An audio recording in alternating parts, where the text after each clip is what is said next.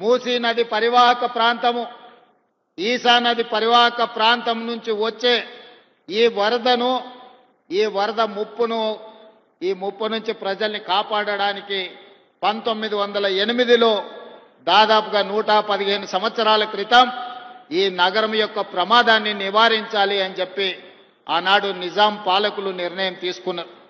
వారు ప్రపంచంలోనే పేరెన్నికగన్న గొప్ప ఇంజనీర్.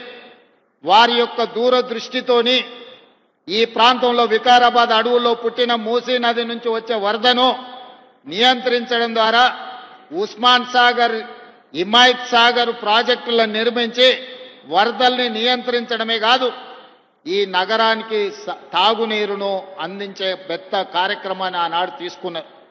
1922లో ఈ ప్రాజెక్టులను పూర్తి చేస్తే 100 సంవత్సరాల పైగా ఈ నగరానికి వస్తున్న వివిధ జిల్లాల ప్రజల్ని, వివిధ రాష్ట్రాల ప్రజలను, వివిధ దేశాల నుంచి వచ్చే ప్రజలకు ఈరోజు తాగునీరు అందుతున్నది అనంటే ఆనాడు నిజాం సర్కారు దూరదృష్టితో ఆలోచన చేసి ఉస్మాన్ సాగర్, హిమాయత్ సాగర్ ప్రాజెక్టులను కట్టడం ద్వారా ఈరోజు మనకు తాగునీటి సమస్య తీరింది.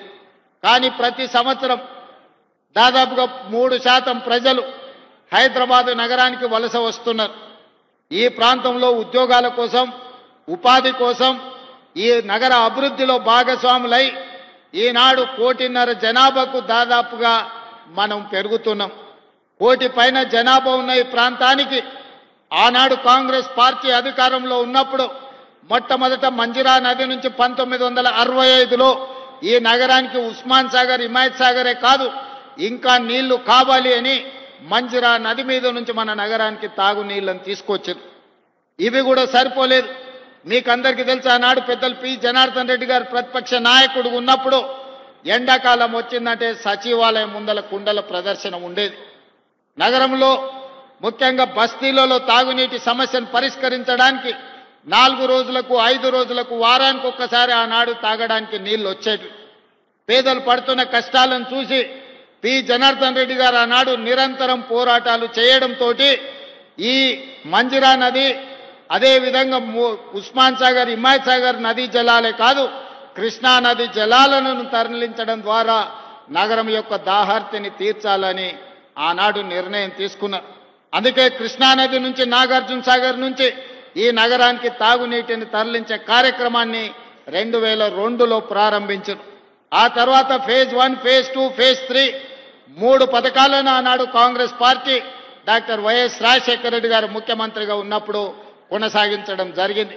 అదేవిధంగా కృష్ణానది జలాలు సరిపోవన్నప్పుడు గోదావరి జలాలను కూడా ఇక్కడికి తరలించాలని శ్రీపాద ఎల్లంపల్లి నుంచి గోదావరి జలాలను హైదరాబాదు నగరానికి తరలించే కార్యక్రమాన్ని కూడా మనం తీసుకోవడం జరిగింది.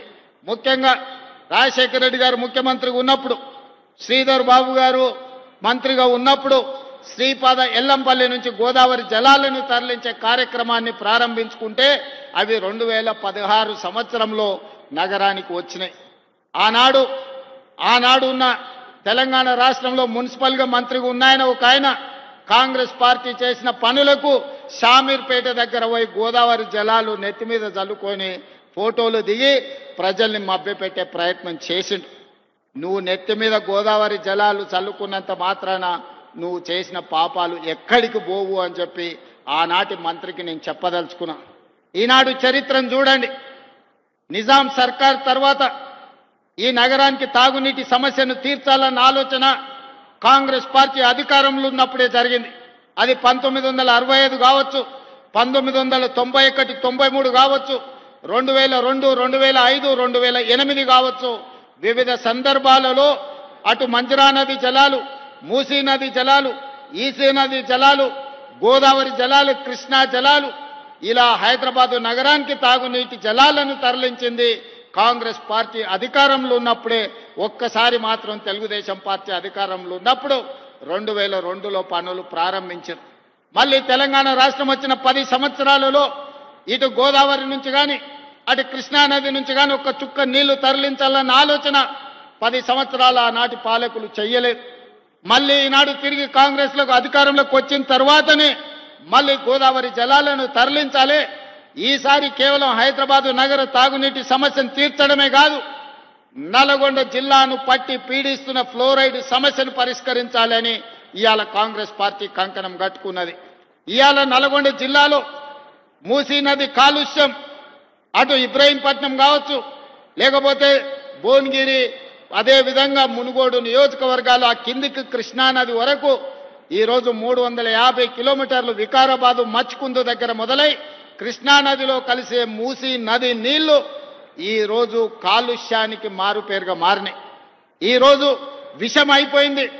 మూసీ నదిలో ప్రవహించే నీళ్లు ఈరోజు ఎల్బీ నగరు, ఇబ్రహీంపట్నము, అదేవిధంగా భువనగిరి, ఆలేరు, ఇతర ప్రాంతాలలో ఆ నీళ్లు తాగితే అవి విషమై పశువుల ప్రాణాలు తీసుకోవడమే కాదు, మనుషుల ప్రాణాలు కూడా పోతున్నాయి.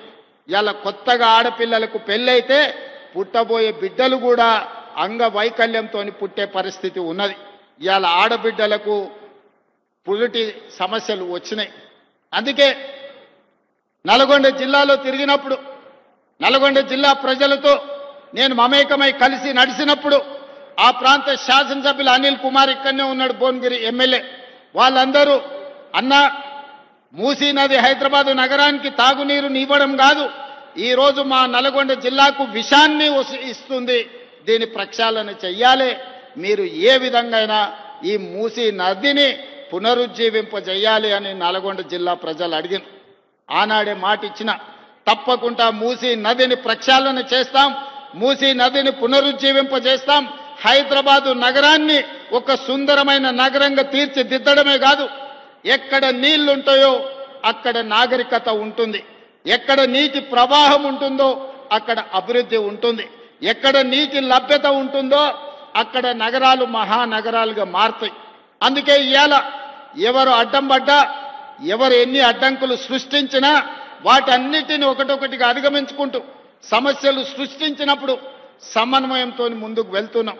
అందుకే ఇవాళ పోయిన సంవత్సరమే గోదావరి నదీ జలాల ప్రాజెక్టు తీసుకోవాలనుకున్నప్పుడు కొంతమంది కుట్రలు కుతంత్రాలు చేసింది, వాటి అన్నిటిని అధిగమించి ఇవాళ 7,360 కోట్ల రూపాయలతోని 20 టీఎంసీల నీళ్లను ఇవాళ గోదావరి జలాలను ఇవాళ ఉస్మాన్ సాగర్, హిమాయత్ సాగర్కి నీళ్లు తీసుకొస్తున్నాం. దాదాపుగా ఇందులో 15-16 టీఎంసీలు హైదరాబాదు నగరానికి తాగునీరు అందించే కార్యక్రమం తీసుకుంటాం. మధ్యలో వచ్చిన చెరువులు నింపుకుంటూ వస్తాం.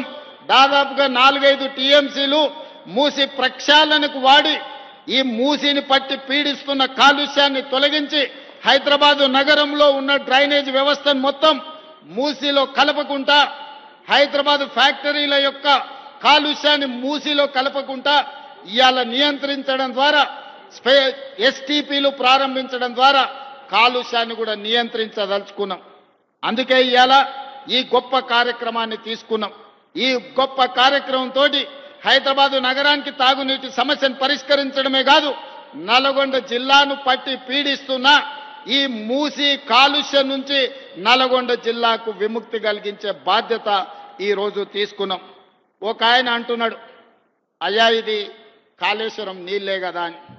ఆయన తాటి చెట్టు లెక్క వెరిగిండు కానీ ఆవగి తాటికాయ అంతా కూడా మోకాళ్ళల్లో ఆయనకు తలకాయ లేదు. కాళేశ్వరం ప్రాజెక్టు కట్టింది మేడిగడ్డ, అన్నారం, సుందిల్ల, అది కుప్పగూలిపోయింది. కాళేశ్వరం కాస్త కూలేశ్వరం అయింది.